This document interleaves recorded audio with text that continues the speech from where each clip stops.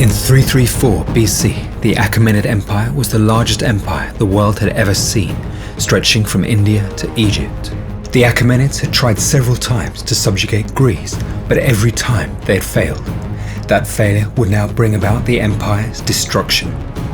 It had only been 4 years since King Philip of Macedon had conquered Greece and Thrace and created the Hellenic League. His next target was Persia. He amassed an army of 40,000 men from all over his empire and prepared to cross into Anatolia. The invasion of King Philip would never happen. He was assassinated by one of his bodyguards before he set foot in Anatolia. The throne was taken by his 20-year-old son, Alexander, who inherited his father's lust for conquest.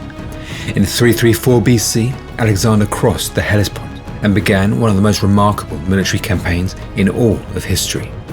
He met the Achaemenids for the first time at the river Granicus and crushed the Persian army. From there, Alexander swept through Anatolia and the local governors surrendered before him. However, the Persian Empire was rich and enormous. It was only a matter of time before it could field another army. Persian King Darius constructed an army twice the size of Alexander's and confronted him near the town of Issus. Once again, Alexander proved an incredible commander, himself fighting heroically to break the Persian line. With defeat imminent, Darius fled the battlefield and left his troops to be massacred. He even abandoned his wife and children, who were taken prisoner by Alexander. From there, Alexander advanced south, taking the Levant and then Egypt. Many cities surrendered or even welcomed him as a liberator from Persian rule. In northern Egypt, he founded Alexandria, that remains Egypt's second largest city. Meanwhile, Darius was busy raising another army to confront Alexander once more. His last chance to save his empire and his life came at Gaugamela. Again, Darius' army was twice the size of Alexander's, and this time he even had war elephants. Even so, it wasn't enough. Once again, the Persian center broke, and once again, Darius fled. With that victory, Persia was now Alexander's for the taking. He entered the Persian capital of Babylon, and the nobles recognized him as king. Darius fled to the east in the hope of raising a new army, but was murdered before he had the chance. Alexander continued his conquest of the east, first taking Bactria and then heading south. With his success came arrogance, which made him unpopular with his men. He also began to adopt some of the Persian customs, which his men viewed as a betrayal of Greece. Then, as Alexander was about to invade India, his army mutinied. They had not seen their homes for years and were tired of campaigning. Alexander was forced to take his army back home to Greece. He marched them through the Gedrosia desert, which caused many deaths due to heat and dehydration. It's possible that Alexander was punishing his men for denying him his conquest of India. Alexander would never see his homeland again. When he arrived in Babylon, he developed a fever and became gravely ill. As he lay on his deathbed, his generals begged him to name a successor, but even as he lay dying, Alexander refused. Within a few days, he was dead, aged just 32. Alexander had never been defeated in battle, and for that reason, he would go down in history as Alexander the Great.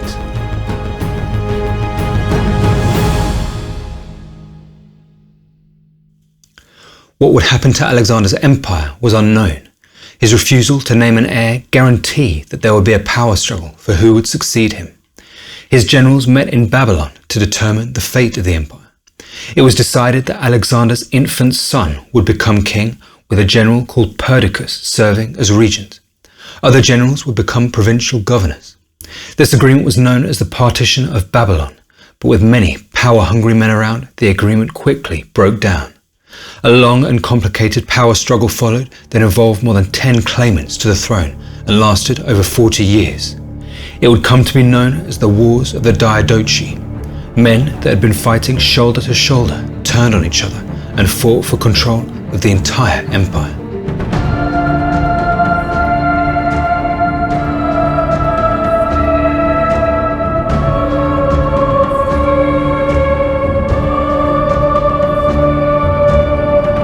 Hostilities began when Perdiccas, the regent of the empire, fell out with Ptolemy, the governor of Egypt. He marched his army to Egypt to confront Ptolemy, but while there he proved himself an incompetent commander, for which he was assassinated by his generals. With him dead, Antipater, the governor of Macedon, marched on Babylon and made himself regent of the empire. However, Antipater was 80 years old. He would serve as regent for only 1 year before he died. Antipater's death would see the rise of his right-hand man, Antigonus.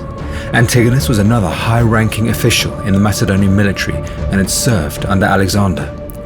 In theory, the king of the empire was still Alexander's 13-year-old son, but then in 309 BC he was poisoned in Macedonia.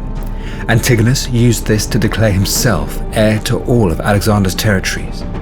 With his behavior becoming increasingly tyrannical, a coalition formed against him that included Ptolemy in Egypt, Cassander in Macedonia, and Seleucus in Babylon.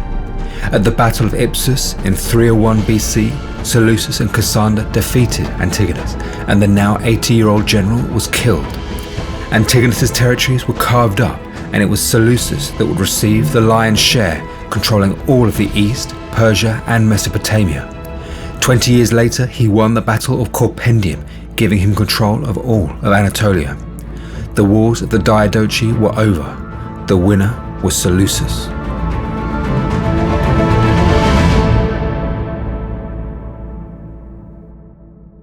Seleucus now controlled almost all of Alexander's former territories, which would come to be known as the Seleucid Empire.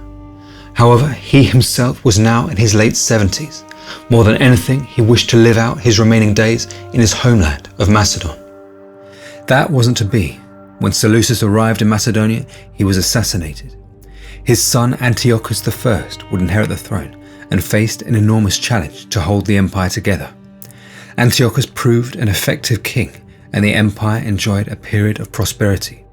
There were frequent wars with Ptolemaic Egypt and raiders from the north, but overall the reign of Antiochus I was the most stable in the empire's history. However, the kings after Antiochus would be far less successful.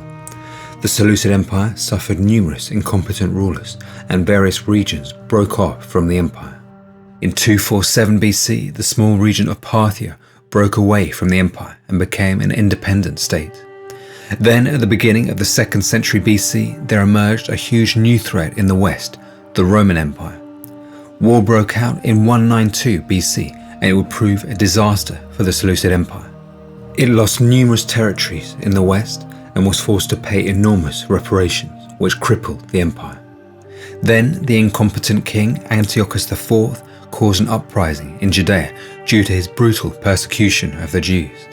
He ended the policy of religious toleration and forced people to worship the Greek gods such as Zeus and Apollo. For the Jews of Judea, this was intolerable. They rose up against the Seleucid Empire and fought for their independence. At the same time, the former Seleucid province of Parthia invaded the east and took huge amounts of territory. Fighting on two fronts, the Seleucid Empire was overwhelmed. Eventually, in 141 BC, the Parthians took the capital, Seleucia. The Seleucid Empire became a shadow of its former self, a rump state in Assyria under heavy Roman influence. Eventually, it was conquered by Armenia, and the Seleucid Empire was no more. In its place was a brand new power, the Parthian Empire. The Parthian king Mithridates continued expanding his territory, taking the region of Persis in the south. He granted the local people significant autonomy in the hope of avoiding unrest. He even adopted the Greek customs and clothing of his subjects to make them feel more comfortable with him as emperor. With his death, the Parthian Empire suffered 8 years of poor leadership, leading to territories breaking away and foreign armies invading the east. That would be reversed with the ascent of another great Parthian king, Mithridates II. He expanded the empire even further, taking Armenia in the west and reaching the border of India in the east. The Parthian Empire became a bridge between the Roman Empire and the Chinese Empire. That allowed for the development of the Silk Road, and the Parthians became hugely wealthy through trade. The Han Chinese greatly valued the Parthian spices and exotic animals, while Rome wanted to buy Chinese pearls and silk. Mithridates II died in 91 BC, having taken the Parthian Empire to its greatest extent. The next 300 years would be dominated by war with the Roman Empire. Hostilities began in 54 BC, when Crassus, the Roman governor of Syria, invaded the Parthian Empire. Crassus was one of the wealthiest men in the Roman Empire, and his position in Syria gave him a life of unimaginable wealth and luxury. However, that wasn't enough for Crassus. He wished to emulate the glorious conquests that his rival Julius Caesar had had in France. The Parthians met Crassus at Carrhae in a battle that's become famous as one of the Roman Empire's most humiliating defeats. The Parthians used horseback archers to rain arrows down on the Roman soldiers. The Romans were unaccustomed to this style of fighting and were unable to get close to the agile Parthian horses. The entire Roman army was wiped out, and Crassus himself was killed. Julius Caesar planned to avenge this defeat, but he was assassinated in Rome before he had the chance. It would be up to Caesar's general and friend Mark Antony to avenge the Roman defeat at Carrhae. Antony amassed an army of almost 100,000 men and advanced through the Roman ally of Armenia. However, as the invasion force entered Parthia, it came under attack from Parthian horse archers, and again the Romans took huge casualties. Antony made it as far as the city of Frater, which he besieged, but after ceaseless harassment from horse archers, he was forced to abandon the campaign. Antony's forces had to embark on an exhausting retreat back to Roman territory, continually suffering casualties from Parthian raids. Tens of thousands of men had been lost in the campaign. It had been a total failure. Fighting between Rome and Parthia would continue, particularly over control of the buffer state of Armenia. In 63 AD, an agreement was reached where the king of Armenia would be of Parthian descent, but chosen by the emperor of Rome. That agreement did achieve peace for almost half a century, but war did break out again. Several times the Romans managed to conquer Mesopotamia and take the Parthian capital at Ctesiphon, but every time they were unable to hold the territory. Try as the Romans might to bring down the Parthian Empire, they would never manage to. The fall of the Parthian Empire didn't come from external threats, but from within. It would happen in exactly the same way that the empire had been born. Parthia had at one point been a province of the Seleucid Empire, and it had then revolted against its old master and taken its place. That same process would now happen again, but this time Parthia was the aging imperial power, and the insurrection would be led by the Sasanians in the province of Persis.